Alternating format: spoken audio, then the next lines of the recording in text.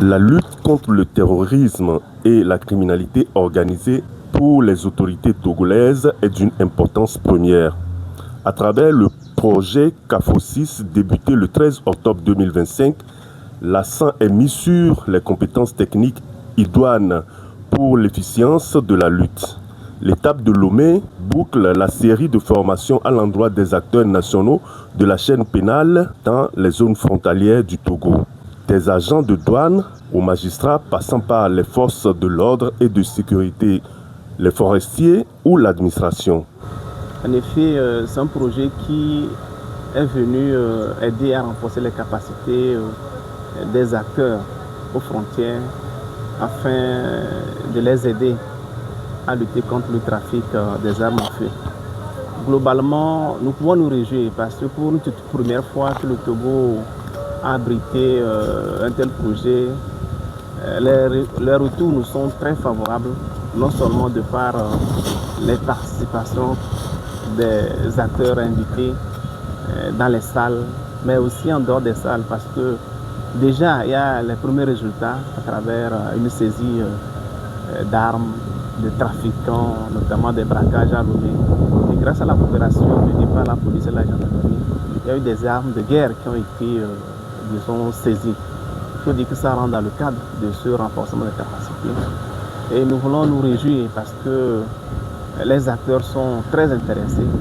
Ce qui a lieu aussi de dire, c'est la forte participation de la gente féminine.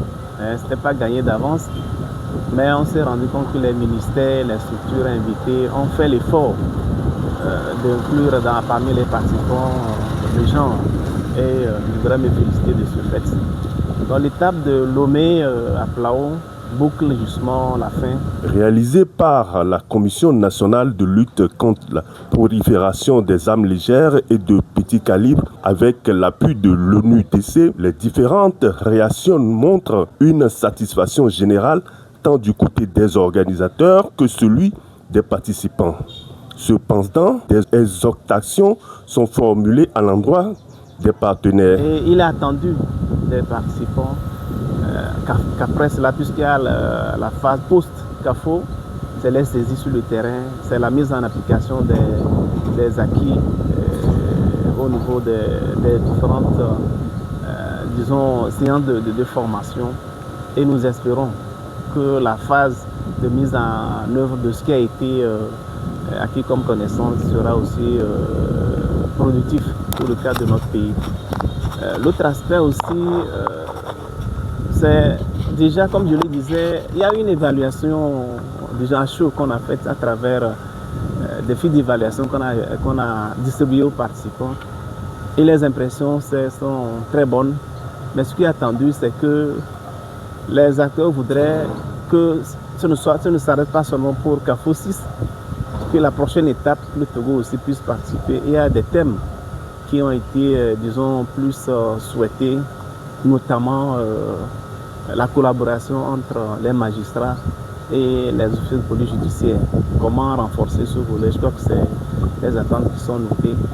Mais l'autre attente aussi, c'est l'appui en équipement sur le terrain.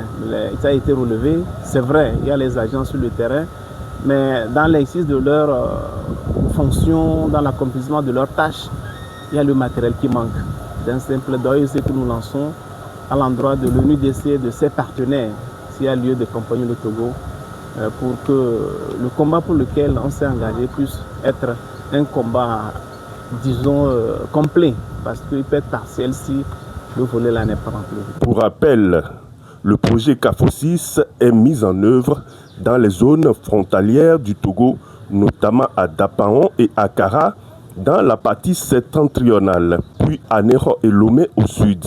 L'objectif principal est de parvenir à renforcer les capacités des bénéficiaires, notamment les acteurs impliqués dans le contrôle frontalier, non seulement sur les notions en matière de trafic des armes, mais aussi sur l'ensemble des autres trafics connaissent, entre autres, les trafics de drogue, la traite des personnes.